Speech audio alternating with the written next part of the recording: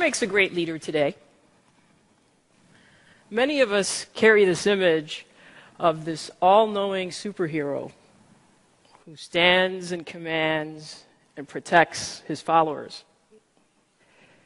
But that's kind of an image from another time. And what's also outdated are the leadership development programs that are based on success models for a world that was, not a world that is or that is coming. We conducted a study of 4,000 companies, and we asked them, let's see the effectiveness of your leadership development programs.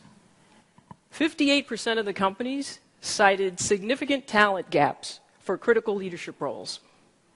That means that despite corporate training programs, off-sites, assessments, coaching, all of these things, more than half of the companies had failed to grow enough great leaders. You may be asking yourself, is my company helping me to prepare to be a great 21st century leader? The odds are probably not. Now, I've spent 25 years of my professional life observing what makes great leaders.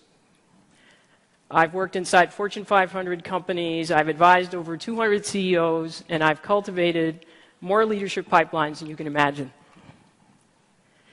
But a few years ago, I noticed a disturbing trend in leadership preparation. I noticed that despite all the efforts, there were familiar stories that kept resurfacing about individuals. One story was about Chris, a high-potential superstar leader who moves to a new unit and fails, destroying unrecoverable value.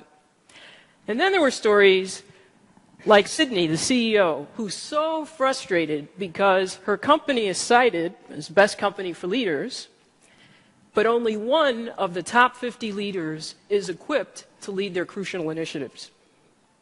And then there were stories like the senior leadership team of a once thriving business that, surprised by a market shift, finds itself having to force the company to reduce its size in half or go out of business.